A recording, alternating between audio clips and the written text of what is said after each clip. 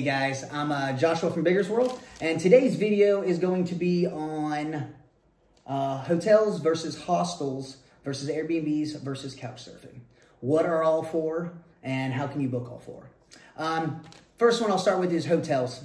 Everybody watching this video probably knows what a hotel is, there's a lot of apps out there that you can do it with.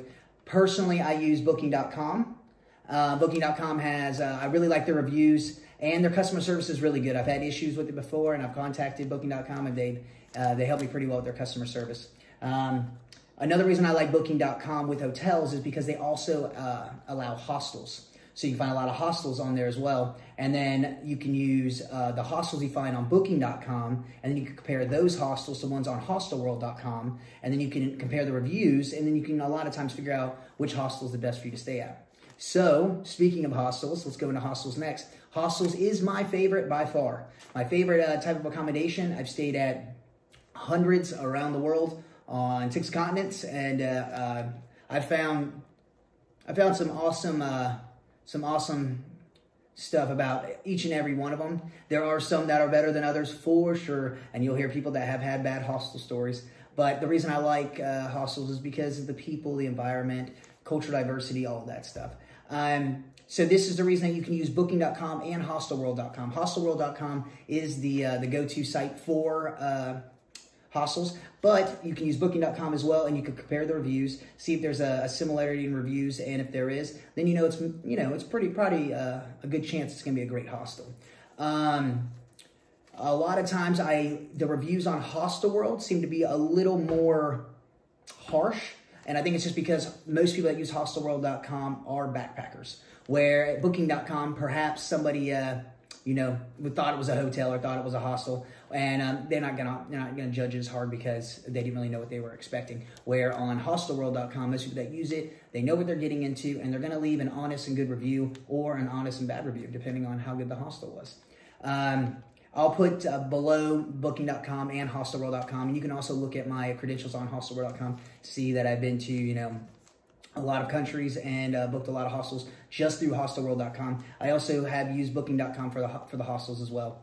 And sometimes you want to just book through the actual hostel. So what you can do is you can find it on Booking.com, finding it on hostelworld.com, compare the reviews, see what they're like, and then see if there's that actual website for that hostel that you can go through, and generally you can email them, and you might even get a discount for it. A lot of times they offer free breakfast and just other things that you can get if you go straight through their hostel. So like I said, with hostels, don't believe all the stories and scariness in the movies and stuff like that. Hostels are amazing. I really enjoy them, and I think you would too if you give it a chance. And some hostels do have private rooms, so if you just want to try a hostel, get a private room, then you can still go downstairs, meet all the people, and have the hostel environment and have a private room. So let's go from there to Airbnbs. Airbnbs, most people know what Airbnbs are. I enjoy Airbnb because it's nice to go from a hostel to an Airbnb every once in a while and get some, a little more luxury, so to speak. Airbnb is becoming a rapid multi-million dollar enterprise, and they're making lots of money now. So you can actually use that to your advantage. One tip that I do is when I go into, and I want to use an Airbnb, I'll go into the city, I'll look around, and then if I see that there's a lot of Airbnbs, I'll then message a lot of the hosts, maybe 10 different hosts, contact them and be like, hey, I noticed there's a lot of Airbnbs here. Maybe, is there a chance that there could be a discount or something like that this week or this month? And, can we work out a deal? A lot of times, out of those 10, you might get 2 or 3 that actually will work deals with you. If they don't have anybody staying at their place, why would they not work a deal with you? So it's always worth a shot. And most Airbnb people that I've worked with, really nice people. They're just trying to make money just like all of us. So give it a chance, give it a try. And then couch surfing. Couch surfing is the last one. It's a very interesting one. I've only done it a few times, but the big gist of it is, couchsurfing.com. There's a couple different websites you can use for it. And basically, it's fellow travelers that have a couch or have a bed that they're willing to allow a traveler to use for sometimes a couple bucks, sometimes completely free. So that one, you just got to kind of go with your own instinct, kind of message the person, see if you're interested in it. And it also goes on your budget. If you have absolutely no money, then maybe that's the way you need to go.